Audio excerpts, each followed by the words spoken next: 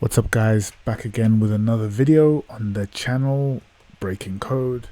Today we are going to box off another SQL Road to Glory session to add to the playlist. Okay, please like, comment and subscribe so I can keep these Road to Glory videos going for you. Okay, so let's recap what we did in the last video. Basically, in the last video we looked at how to create, alter and drop a database table. And more importantly, I showed you how to do that in two ways. One being the GUI provided by SQL Server Management Studios, and the other was through using queries, basically. Okay, today we're going to kind of follow that same format, but we're just going to cover creating tables today. Okay, and tables are basically database objects containing the data we want to store in the database. It is organized in rows and columns. The rows are classed as records and the columns are the fields in those records. Okay, and remember when I tried to tell you guys you have to start thinking in, when you think in programming world, everything is kind of an object, and the fields of that object kind of describe what that object is. Or we can kind of transfer that into a database as well, where we can think of the table as the object, and we can have multiple variations of that object in the table, and the fields represent the description or allow you to describe the object in more detail. Okay, so where was I? Yeah, so we've already made our database in the last video. If I open up SMS Studios for you, you can see there we created this beginning Atlantis DB, and that was basically a database that's going to store all the data for the game company we work for, hypothetically. That the game that the company we work for is going to make, hypothetically. Sorry. Okay, so today basically our managers come back to us again for this hypothetical game company we work for, and they've suggested that we want the game to have a character, and that character is going to have, we want the game to have characters, and those characters will have certain properties about them. So they're going to have a name, an age, and an agenda. And basically, the manager's asking us, can we think of a way we can store this information about this character? So we say basically, yeah, okay, leave it with me. So we go away, think about it, and this is what we come back with. Okay, so basically we want to create two tables. So the tables are going to need a row that provides kind of like a unique identifier, okay, for each record that we want to put in to these tables. Okay, and this unique identifier is actually called a primary key in SQL. Okay, and the reason why we'd want to have these unique identifiers is, for example, if I had say an entry in this table called Hector, and then another entry in the table called Hector, how would I be able to differentiate from the two entries called Hector? Okay, well, if each record had a unique primary key, then it would be a lot easier, because, for example, in this scenario here, this Hector is uniquely identified by the number 4. So another Hector in this table, say it had more entries, would have a different number to number 4. So that's how I'd be able to identify this Hector from another entry in the table. Okay. Now, to create a table, we can do this in two ways. Okay, one is using the GUI, and the other is writing a query similar to what we did with the creating a database.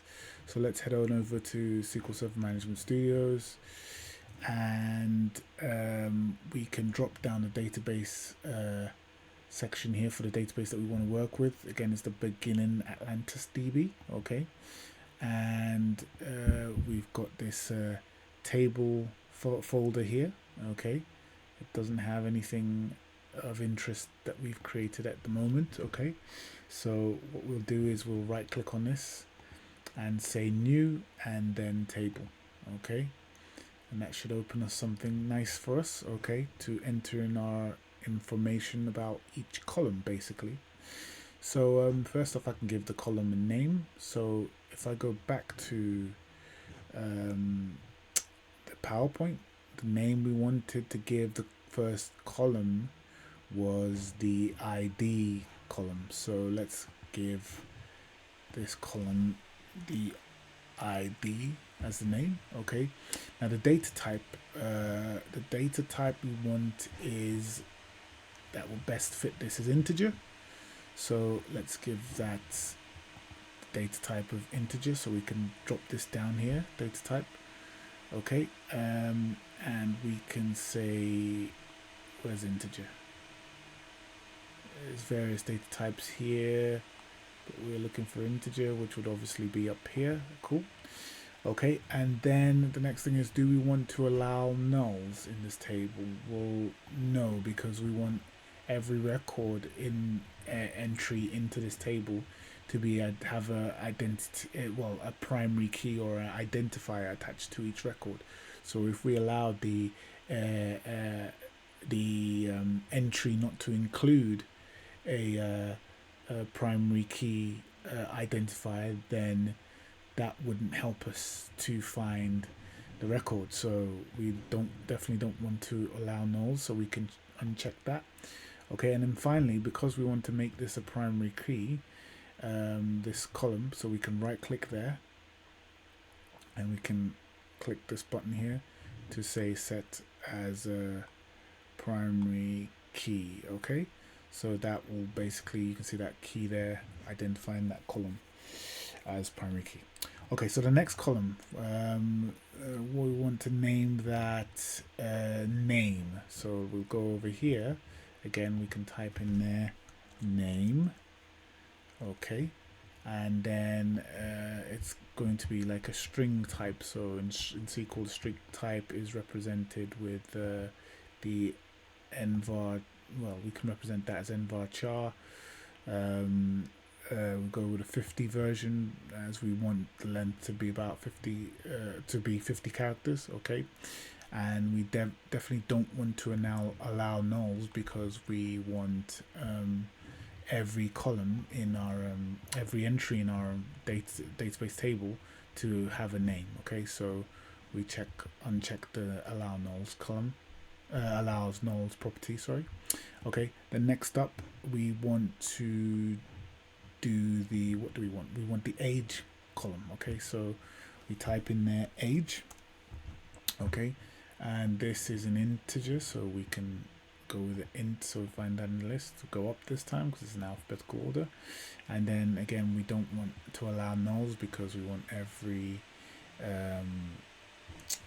entry to have an age. Okay, and finally we have the gender column. Okay, so if I put that in there, gender.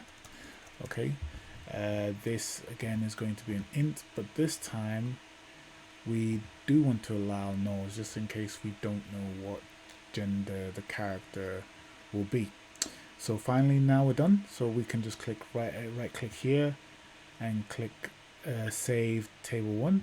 Okay, and that will give us the option to name the table, and in this case we can name the table TBL character. Okay, to identify that. Okay, and now you can see, if we click OK, you should be able to see the table created. If we refresh our database here and we drop down the table, there we go, we've got our DBO TBL character table created for us. Okay, and if we drop that down and look at the columns, we'll be able to see that we've got that key here for the ID column, representing it as a primary key. It's obviously an integer and it's not null. And then you can see the other columns here, name, age, gender.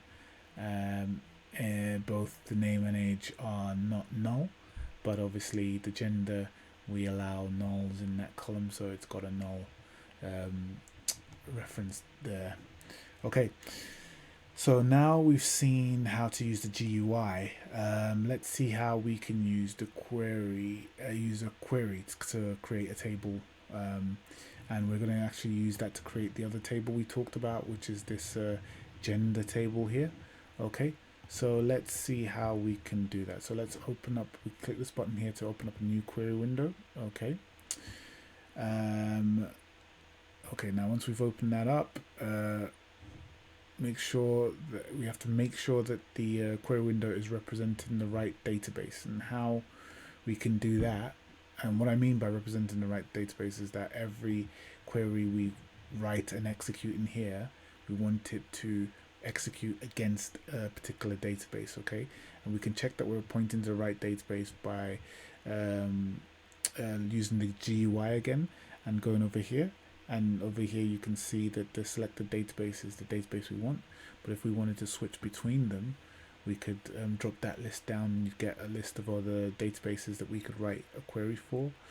And just like with the GUI, say we switch to the master database and we wanted to switch back to the beginning Atlantis database, we can write the query version of that, which would be use, and then we can write the database name, beginning Atlantis, or the IntelliSense beautifully helps us there.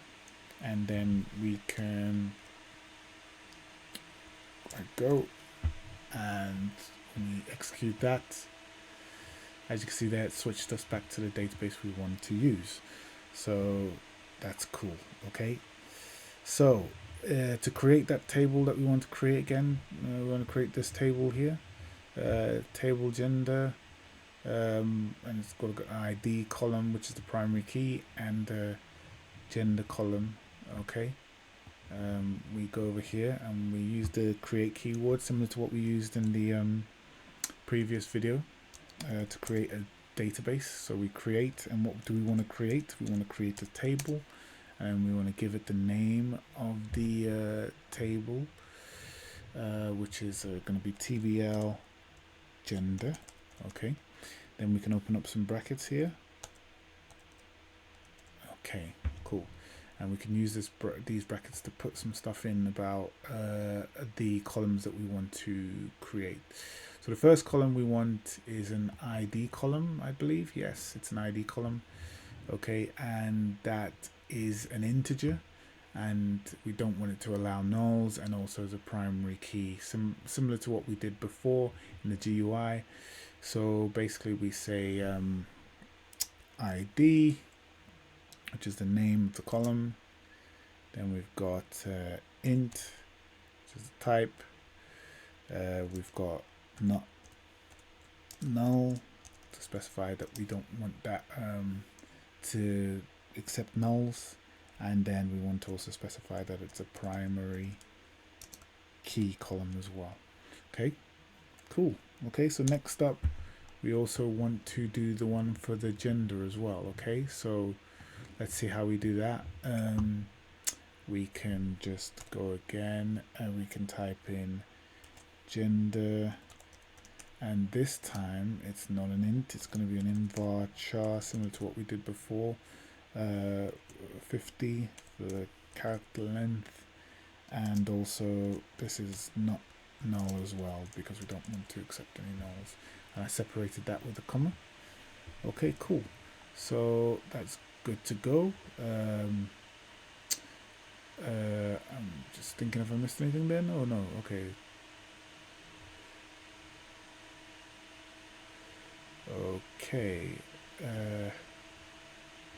So cool, let's execute the command. Cool. Okay, I highlighted a bit more than I needed to there, but it didn't have any effect. So if I refresh the table, the database, sorry, okay, and then I go into the table. Now we've got two tables, the character table and then the TBL gender. Okay, now if I open that up, okay, and open that up, you can see there that it's got all the primary key, which is this one here. It's got the key symbol, and then we've got also the gender column as well, which is in varchar 50. Okay, just one more thing. Again, I'm going to go into more detail about this in another video, but for now you can only have one primary key per table. Okay, that has to do with how the information is stored as well, you know, as in terms of the fact that it's sorted. But I'll go into it's a whole other video for that, and I'll explain that in more detail. So that's it for this video. Thanks for watching. Remember, practice makes perfect. So any of the terminology I've used here so far, such as primary keys, in varchar, if you want to, and all the data types that I've used, if you want to go and research that. If you can't wait for my next video, please go and do that. Other than that, have a great day.